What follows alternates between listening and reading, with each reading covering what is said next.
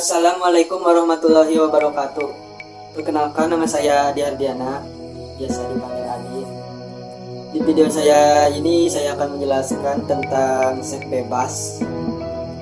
Ada 6 poin yang ingin saya jelaskan tentang seks bebas. Pertama, definisi seks bebas menurut tokoh. Yang kedua, dampak negatif dari seks bebas. Yang ketiga, apakah pacaran berarti seks bebas?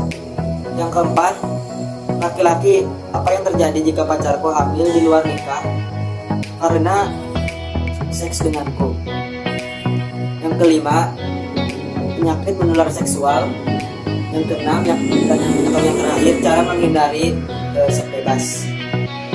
Nah, yang pertama saya akan menjelaskan mengenai definisi seks bebas. Saya mengambil dari salah satu tokoh yang bernama Sarwono. Di situ menurut beliau, seks bebas adalah segala tingkah laku yang didorong oleh hasrat seksual, baik dilakukan sendiri dengan lawan jenis maupun sesama jenis tanpa adanya ikatan pernikahan menurut agama.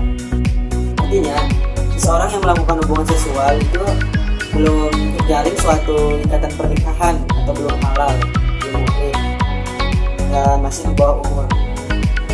Seperti yang kita ketahui, seks bebas adalah sebuah tindakan yang berbahaya apabila terjadi, karena seks bebas memiliki banyak dampak negatif, terutama bagi para pelajar yang masih bersekolah ataupun masih di bawah umur. Yang melakukan seks bebas itu sangat rugi bagi dirinya. Selain dapat merusak masa depan, juga bakal dijauhi teman-teman dan belum siap mental untuk berkeluarga.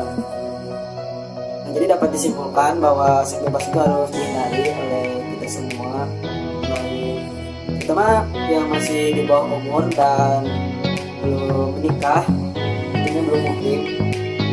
Kita harus sadar masing-masing dan tetap jaga pola hidup sosialnya agar kita tidak terjerumus ke tindakan tersebut. Nah, itu tentang definisi seks bebas. Terus yang kedua, dampak negatif dari seks bebas. Itu sangat banyak dampak negatif dari seks bebas. Dampak negatif ini adalah dampak yang bisa merugikan kita sendiri. Salah satunya adalah sering mengalami tekanan mental, mudah emosian, sering merasa gelisah, dan sering ingin melawan apabila dia dinasihati, karena otaknya itu udah rusak.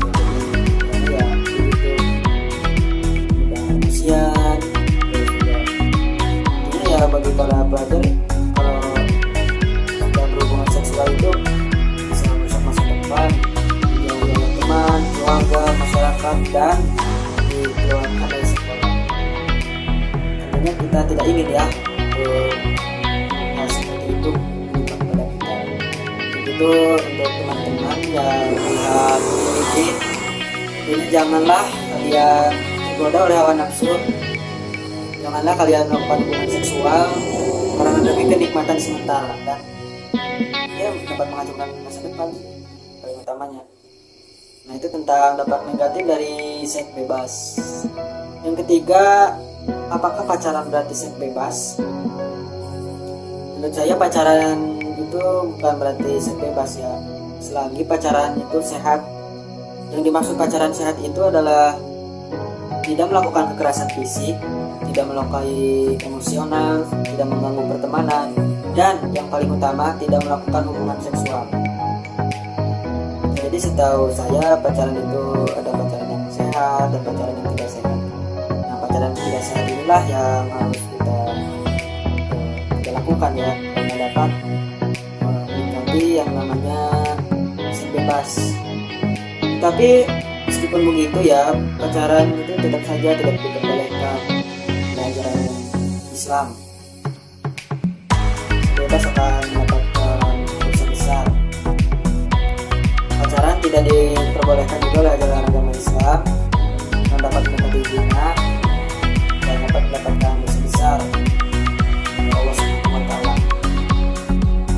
Nah, yang keempat adalah apa sih yang akan kalian lakukan sebagai seorang laki-laki apabila pacarmu hamil di luar nikah karena hubungan seks denganmu. Ya tentunya ya sebagai seorang laki-laki yang baik harus bertanggung jawab, jangan pergi saja tidak menjalankan tanggung jawabnya, karena juga itu adalah salah mereka. Jadi ya menikahinya dari restu orang tua juga, karena apalagi yang harus dilakukan, nasi sudah menjadi bubur. Selain menikahinya dan ya, siap tidak siap harus rumah tangga dan juga tidak sekolah, harus mengurusi anak. Padahal kan di usia yang remaja ini adalah masa-masa bahagia, tapi karena nafsunya tidak terjaga ya hilang masa-masa bahagia tersebut. Jadi intinya kalau pacar hamil di luar nikah karena berhubungan seks denganmu, ya harus dinikahi, jangan malah pergi dan meninggalkan tanggung jawabnya sebagai seorang laki. Terus yang kelima, penyakit menular yang disebabkan oleh hubungan seksual. Ada beberapa penyakit menular, bahkan banyak, yang diakibatkan oleh hubungan seksual. Yang pertama adalah HIV. Penyakit ini sangat berbahaya apabila terjadi terkena sama kita. Kedua ada sifilis. Penyakit ini mengalami luka pada alat kelamin. Ketiga, gonor atau kencing anak. Penyakit ini menyebar ke bagian tubuh lain melalui aliran darah. Keempat ada herpes genital. Terus yang terakhir, cara menghindari hubungan seksual. Kita harus tahu nih, sebagai seorang pelajar atau yang belum nikah, kita harus tahu, minimal kita harus tahu cara menghindari hubungan seksual.